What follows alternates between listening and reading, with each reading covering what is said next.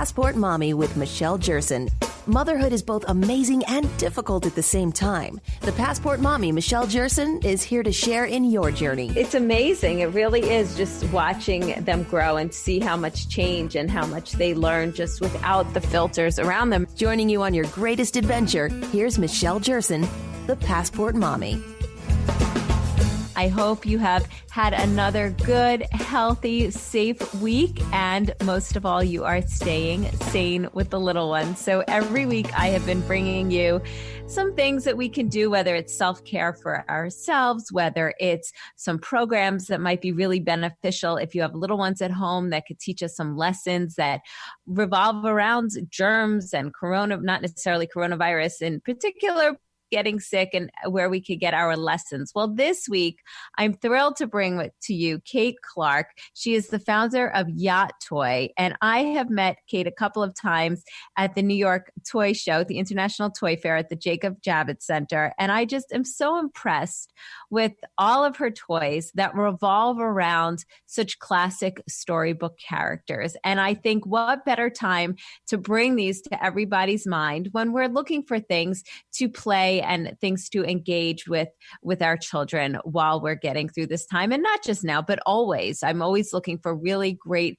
educational toys and books and other types of things that we can play with our children. Kate, thank you so much for joining me today. Absolutely. I'm so happy to be here. Tell me a little bit about Yacht Toy and how it started. Yacht Toy began 25 years ago because we wanted to bring children's storybooks to life with companion toys, because we really understand and see the value in how having the companion toy really brings so much more meaning to the storybook. So what we did is we searched the world over for the best children's picture books that have really wonderful messages, wholesome messages that children can learn, and parents and grandparents, aunts and uncles can be reminded of, that are really heartwarming, that are comforting, that are soothing, that have wholesome messages, and the companion toys, the characters that really have a lot of meaning and are appealing to all ages.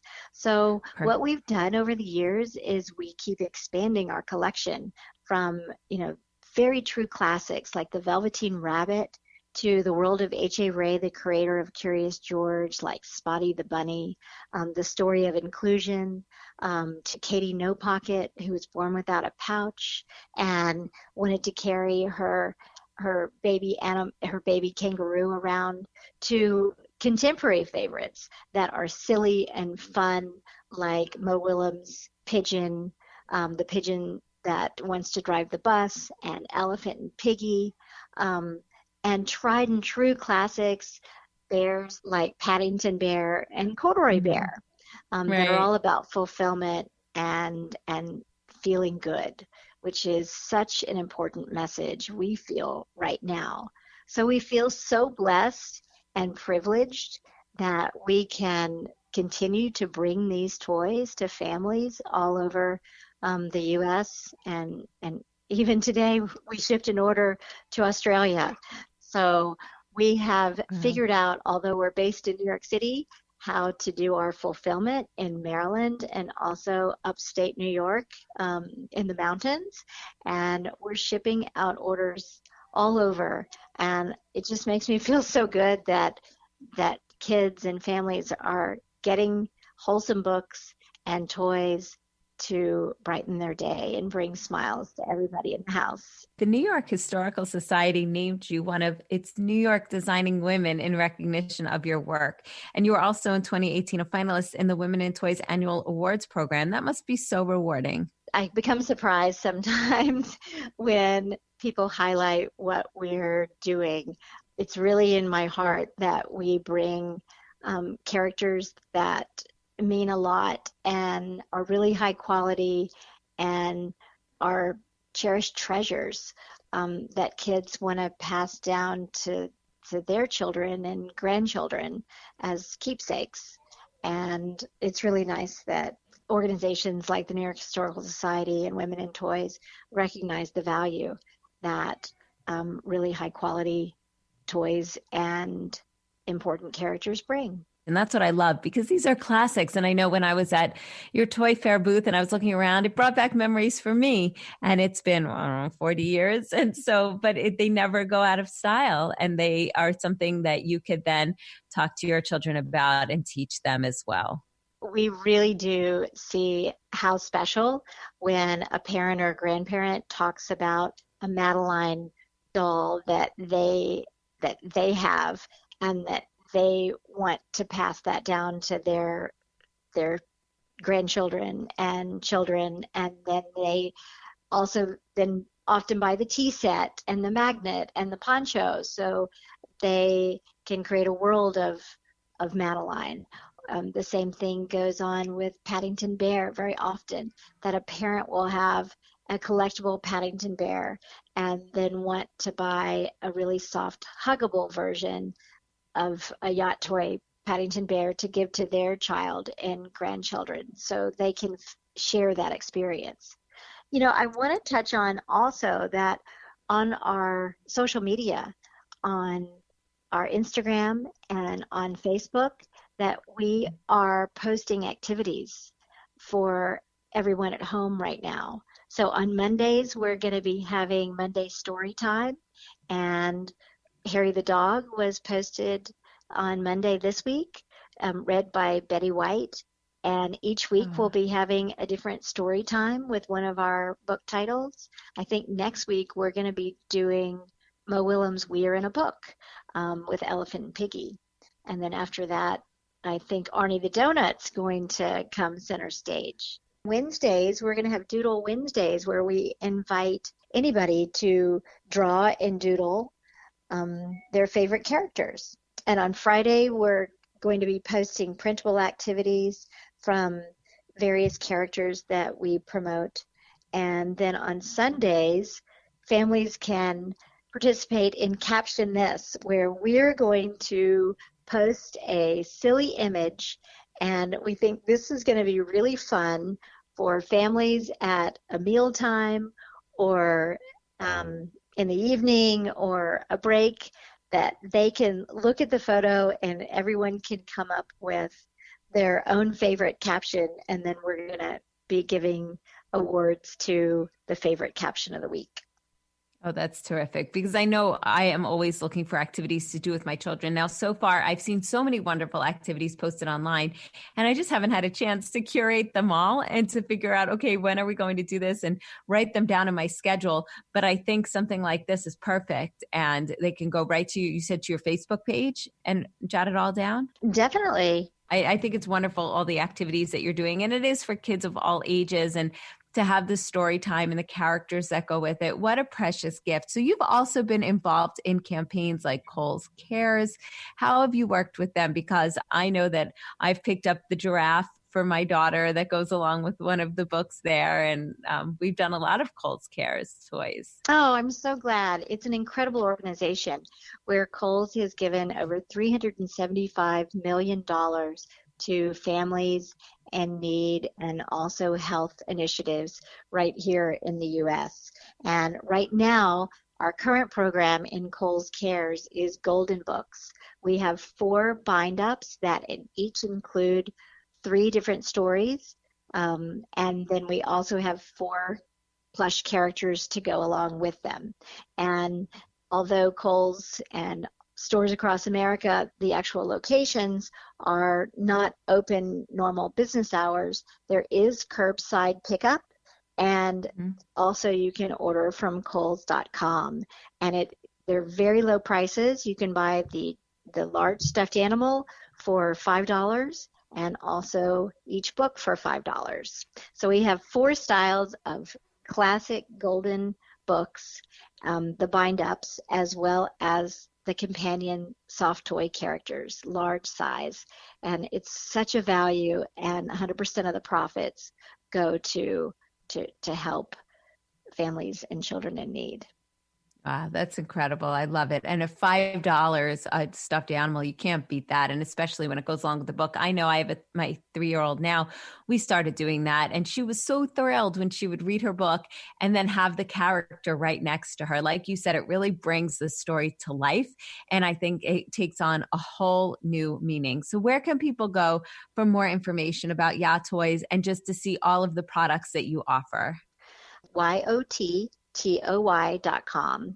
online, and you can see our full range of toys and gifts as well as books, every toy that we offer. And we are shipping every day, and we hope that families are enjoying getting their boxes in the mail of Yacht Toys. Yes. At And their I doorstep. absolutely. And real quickly, I just think that the name that you gave to your company is so clever. Oh, thank you so much. Well, we feel that it being a palindrome is also educational, and we're in the toy business from so many different directions that we feel like it makes sense for what we Yes. do. We love bringing smiles to children, and that's why our logo is a smile in itself. So That's thank great. you, Michelle, for making so many people smile today with us You're in Yacht Toy. Anytime, Kate. Thank you. Thank you so much for joining me. Stay healthy, stay safe, and thank you for providing all that you do to young families. I'm Michelle Jerson, the Passport Mommy. More coming up in a few.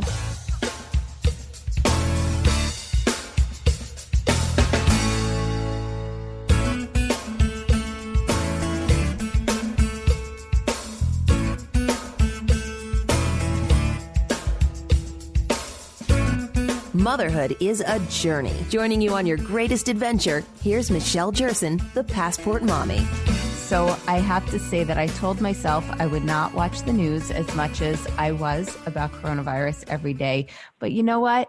We all want to know what's happening, and we all want to know what's happening in our geographic area. I know that I keep looking up in my town how many cases are, each day have increased, how many people are hospitalized, and it's information that we should know. And I was very happy to read that IBM is now offering free tools to help consumers track the reported cases of coronavirus in their local communities. So today I have with me Sherry Backstein. She's the global head of consumer business for the Weather Company. Hi, Sherry. Thank you so much for joining me today. Hi, Michelle. Thanks for having me. Sure. So tell me a little bit about what IBM is doing with this new feature with the Weather Company.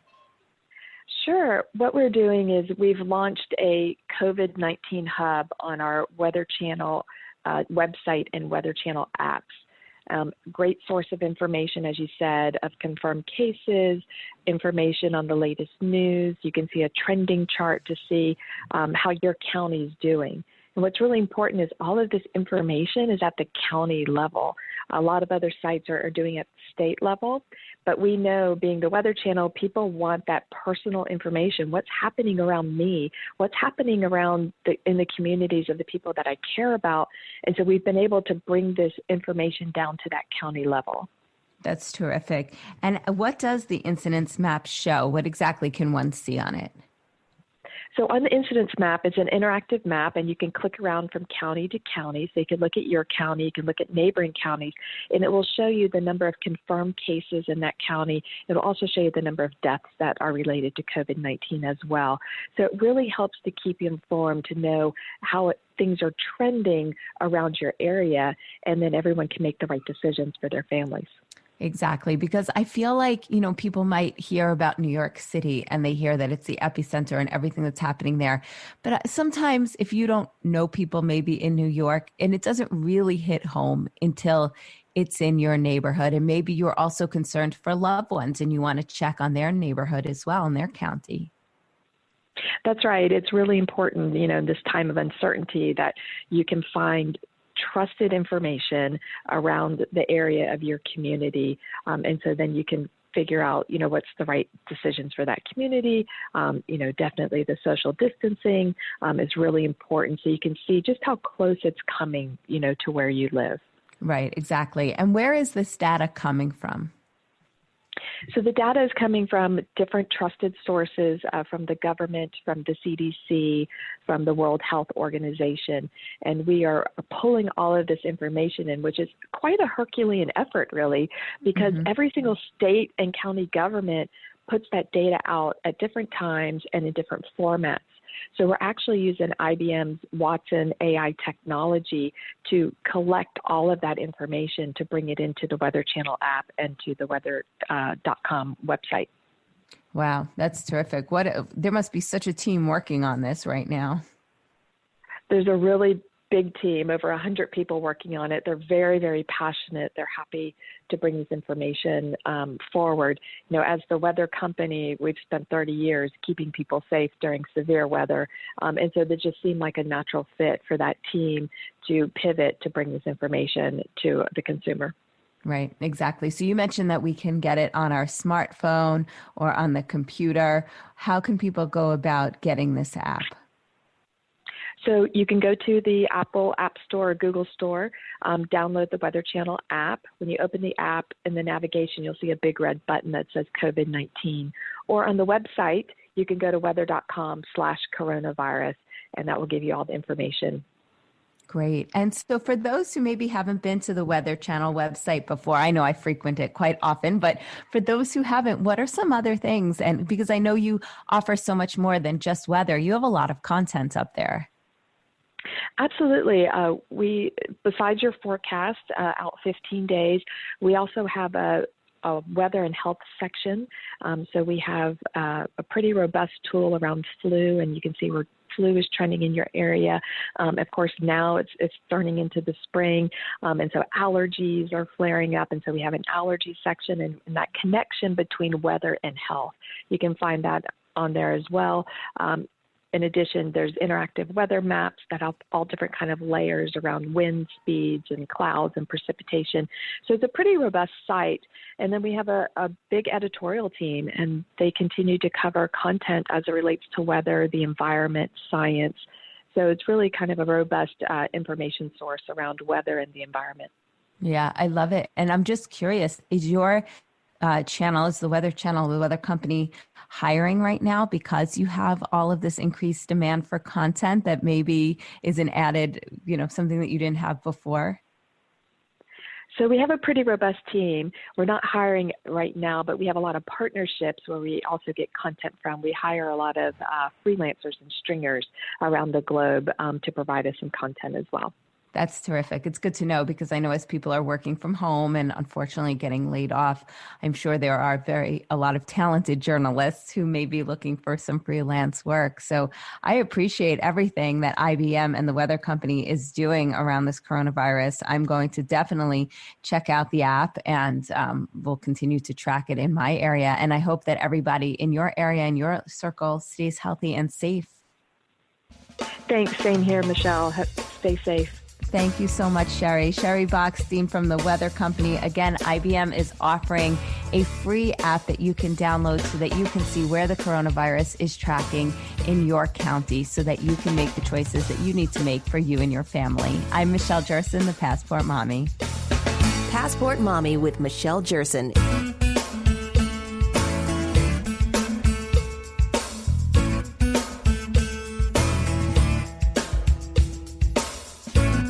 Motherhood is a journey. Joining you on your greatest adventure, here's Michelle Jerson, the Passport Mommy.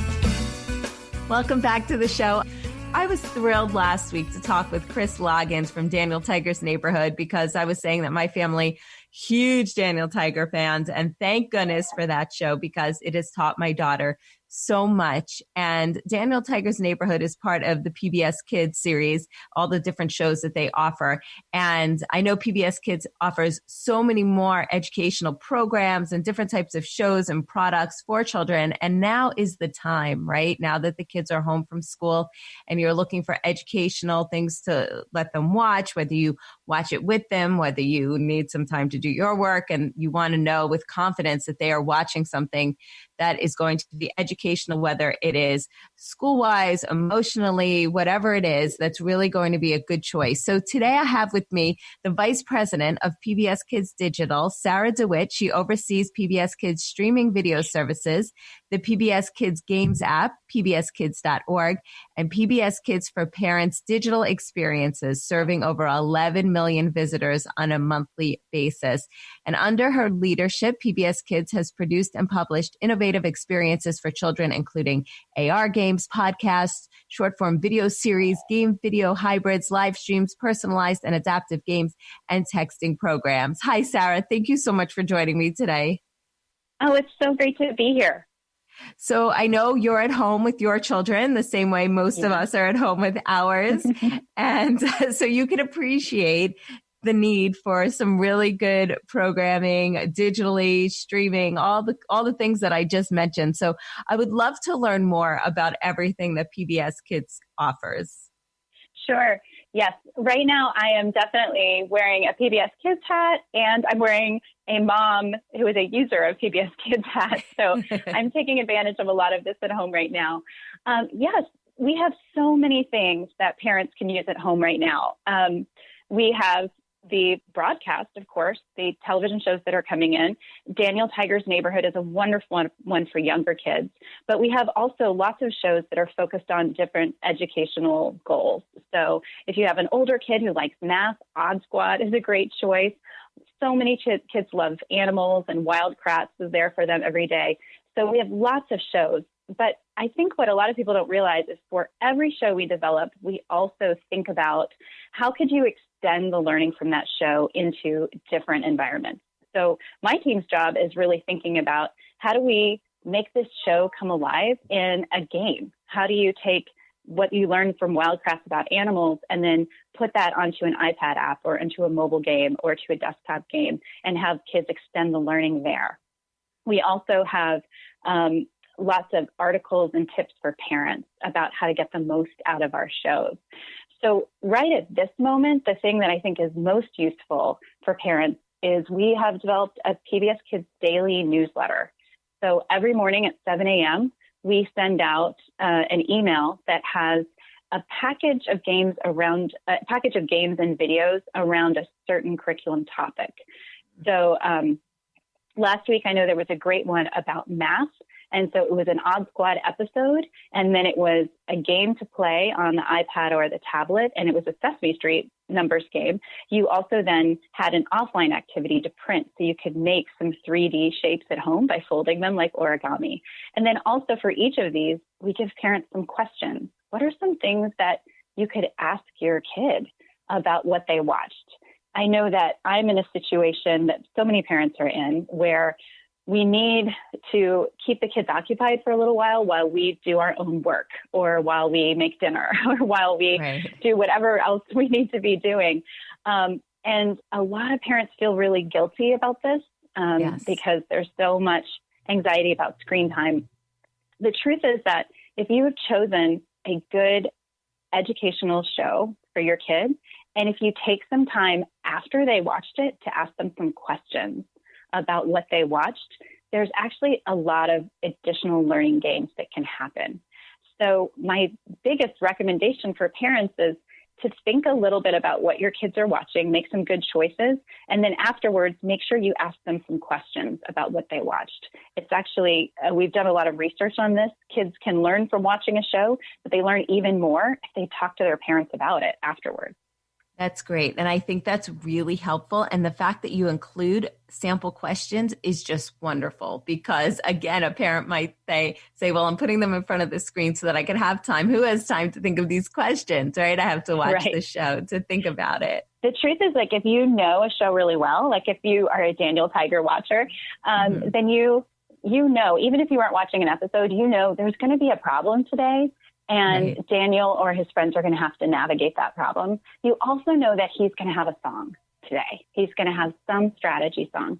And so even if you don't know what episode your kid is watching, if you know the general idea of what that show does, you know enough to get this started. You can say, what was the problem that Daniel had to face today? oh, how would you deal with that problem? What did he do? Can you sing me the song? You can already get something started, even if you don't know what that episode is. Right. That's a good point. Yes. And if you are a Daniel Tiger family, you probably have seen every episode by now. So even if there was another one, if your kid watches the same one that's for the 10th time, you'll probably know what's coming.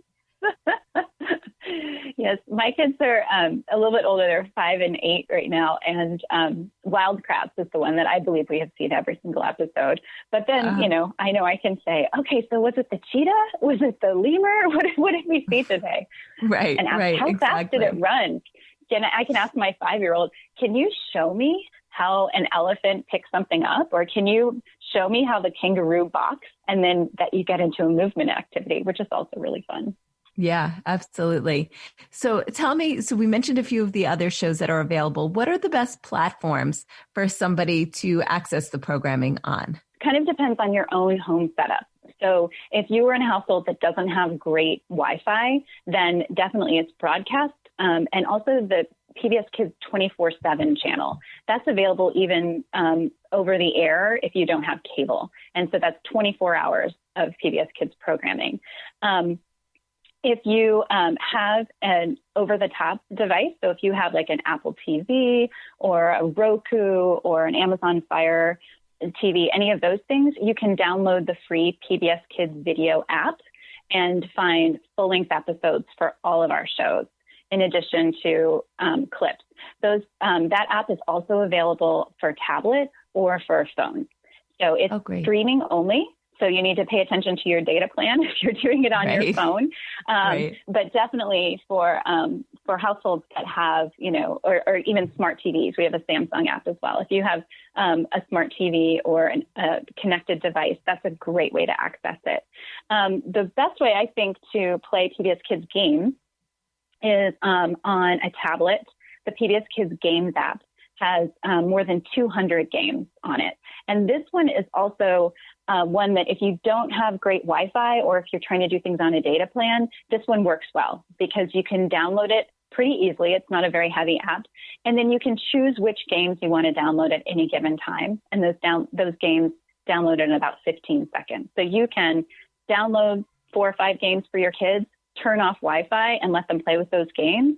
And then next time you're in, or turn off your data. Next time you're in Wi-Fi range, or if you want to turn on your data and swap out those games, you can do that as well. That's great, especially for parents who want to control what their kids, search once they're online, because if the Wi-Fi is off, then maybe they don't necessarily go through and find other things that you might not want them to. Exactly. This kind of helps you kind of contain and curate the experience for your kids a little bit better too, if you get to kind of choose. And then if you have an old laptop at home, pbskids.org, you can find all of it here. So all of the games, all of the videos, and then also that's where also all the offline activities are. So if you have a printer and you want to print out some activity sheets to go along with some of the shows, you can do that from pbskids.org or from PBS Kids for Parents. So I want to say one more thing about PBS Kids for Parents. That site has a lot of articles. We have a really great one right now about just how to talk to your kids about coronavirus. And it includes some links to some videos that focus on how do germs spread and why is it important for you to wash your hands and how can you be a germ buster. So some good media to kind of reinforce conversations at home. But that site also includes an activity finder. So you can choose activity finder and then say how old your child is. So, I have my 5-year-old, my child is 5, and choose what subject area you would like to focus on. So I can choose math and then search, and it will come up with video clips, things from Peg Plus Cat and Odd Squad and Curious George that are focused on math. It'll also give you games that are good for 5-year-olds that are focused on math and give you lots of offline activity ideas that you can do as well. Maybe you can make a number line at home. You can play some easy sorting games with things that you might already have in your pantry. And so that activity finder can curate all of that for you and kind of help you create your own lesson plans with media. That's terrific. What a wonderful, wonderful resource. And I know we have also two products that we were given as gifts. One that is like a USB that goes into your TV that has all of the programming on it. And also a tablet within itself, which is just PBS Kids, which has all of the programs on it. Yes. The Playtime Pad is available at Walmart. That's the tablet. And that is an Android tablet that it comes preloaded with PBS Kids shows and games. So that also is a great thing to use. And then the stick that you mentioned, the plug and play streaming stick, that connects to Wi-Fi. It's a HDMI that connects into your television. So you can connect to the PBS Kids video app and watch it all there. It also has some things preloaded, including sing-along, which I think is really fun, PBS Kids karaoke, and a few really simple games to play on the television, like a simple charades game that you can play as a family. So yeah, those are fun. Perfect. That sounds great. So we have about 3 minutes left. Are there any tips? I know you've done a very successful TED Talk, which explores the potential media, and how it has a positive effect on children's learning. And we talked about that a little bit for all those parents who are skittish about screen time. Any other tips that you can give parents during this time? This is obviously unprecedented, and parents really need to take a deep breath and just understand that the rules are different right now. Instead of worrying too much about how much screen time, I think the better thing to focus on is how you're using screen time, and think about it as how can you use it for education for your kids, and how can you also use it to reduce stress and anxiety in your family, and that's for yourself as well. Thinking about what is some fun screen time you can do as a family to decompress together. Are there some shows that make you all laugh that you could do together? There's a Pinkalicious family party game that we have on the PBS Kids Games app, which just makes my family double over laughing and gets us all up and playing together. So thinking about some screen time choices that are going to help all of you have fun. But also when you're thinking just for your kid while you're trying to get something done is to spend a few minutes thinking about what might be best for them at this time, whether it's something they need something to help comfort them and ease anxiety, or if you want them to be working on a learning goal, and just relax a bit about it. You can still come up with some rules like no screens before breakfast, or in my family, it used to be before all of this, screen time was something we did after school, usually while we were preparing dinner. Right. And we flipped it because the kids are watching so much during the day while we're also working, and they're getting schoolwork on screens. We now have a no screens after dinner, at dinner policy, or before dinner even, because that's the time now that we can all just be together. And that's when we're playing board games and going for a walk. So we flipped it. Screen time is now in the day and evenings are just family time. So Think about your family routine and what's the best way to slot it in right now to help everybody kind of stay sane and continue learning and being happy together.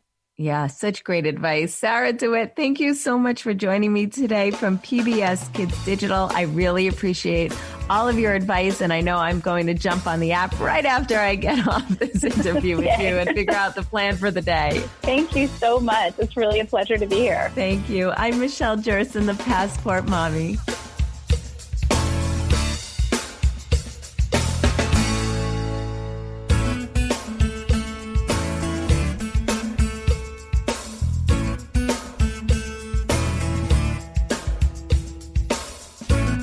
Motherhood is a journey. Joining you on your greatest adventure, here's Michelle Jerson, the Passport Mommy. So as more and more of us are at home on a daily basis, I feel like we're trying to do more things that maybe we hadn't thought about before, projects that we want to get done, or just overall taking better care of our home and the things that we own and the things that we do. And one of those things is recycling. And maybe you have children at home and you're trying to teach them about recycling. I know the other day, my daughter, who's only 3 years old, asked me what the blue bins are in front of people's homes. And I tried to start explaining to her about recycling and certain products that go in those bins and certain products that go in the trash. But I think even the best of us sometimes have good intentions, but we don't necessarily recycle the way we should be recycling. So today I have with me Jeremy Walters. He serves as a sustainability ambassador for Republic Services, an industry leader in U.S. recycling and non-hazardous waste. Jeremy, thank you so much for joining me today. Yeah, thank you for having me on. Tell me a little bit about what you do and your goal in helping people learn how to recycle, because I feel like there are, as you might call them, aspirational recyclers, people who want to recycle but don't necessarily do it the proper way. You know, one of the most rewarding parts of my job is getting to educate people about recycling. You know, I think a lot of people want to do it and they want to do it the right way, but as you said, we have some aspirational recyclers out there. One of the scariest things that folks can tell me is, oh, I'm a great recycler. I recycle everything. And then I say, well, whoa, everything kind of, you know, that kind of freaks me out, because then that's when we start seeing the clothes, the shoes, bowling balls. And if you ever are standing at your recycling bin and you're asking yourself, should this go in here? I'm not sure. I'll throw it in there and someone like Republic Services will figure it out. You, my friend, are an aspirational recycler. Guilty as charged sometimes. I do have to say now I do mostly just cans and cardboard and paper. But there was something the other day. It was one of these really big ice packs. And I threw it in there because it said recycle on it. But I think I needed to take out the insides of that ice pack first. If we are confused, what do we do? What are the do's and don'ts? Well, when it comes to recycling curbside, the bin that everyone has out front of their house, it's very simple in terms of what can go in there and what can't. It's the cardboard, it's the paper, it's metal cans, plastic bottles and jugs. And then, it depends on the market. Sometimes they accept glass bottles as well, but that's it. And aside from that, things don't belong in there like grocery bags, like your ice pack. And that's where I was saying it gets a little confusing, because a lot of things out there will have a recycling symbol on them, but that doesn't necessarily mean that they belong in the curbside bin. Grocery bags, for example, a lot of times if you look at the little recycling symbol, in very, very small words, it says store drop-off only. So if you were to return it to a participating retail store, it could potentially be recycled, but it doesn't belong in the curbside bin. So interesting. Paper, cardboard, metal cans, plastic bottles, and jugs. So when you say paper, that could be paper bags, right, from the grocery store, just not the plastic ones? Yeah, absolutely. So I'm safe there. So tell me, what are some other things that people might recycle wrongfully? And what happens if they do end up in the recycle bin and they shouldn't be? So what we see pretty frequently is that it seems folks are confusing reuse with recycle. So we see clothing, tools, appliances, toys. A lot of these things actually could have a second life if they were donated, but once they end up in the recycling bin or the trash can, that's what they're going to end up as, is trash. We don't have the capacity to pull these things out, and depending on what you throw in the bin that shouldn't be there to begin with, it can actually do more harm than good once it gets to the recycling center. Very common these days is e-waste. Now, we all have a cell phone. I'd be willing to wager that. And these cell phones, they have a lithium battery in it. That's how we keep them charged throughout the day. It's a very high power battery. And potentially your cell phone is old, maybe it doesn't work, or maybe you're done with it and you've upgraded. They have to go through the proper channels. These lithium batteries have great fire potential. If they crack open, if they break open, through our process at the recycling center, we utilize a lot of mechanical separation, things that are spinning and things that are moving and crushing. And if they crush one of these batteries, the battery cracks open and they ignite and they cause tremendous fires, because we've got a lot of paper and cardboard. Those fires burn exponentially hot. And we've got a lot of employees in these recycling centers. That could be a safety hazard for an employee that has to take that out as well. All right. Well, thank you. That is good to know. That is really good information. And I feel like that'll make people think twice when they go to recycle now. Thank you so much, Jeremy Walters. For more information, you can head to recyclingsimplified.com. recyclingsimplified.com. Thank you so much for joining me today. I hope you have a wonderful weekend. Stay healthy, stay safe, and stay sane. I'll talk to you next week.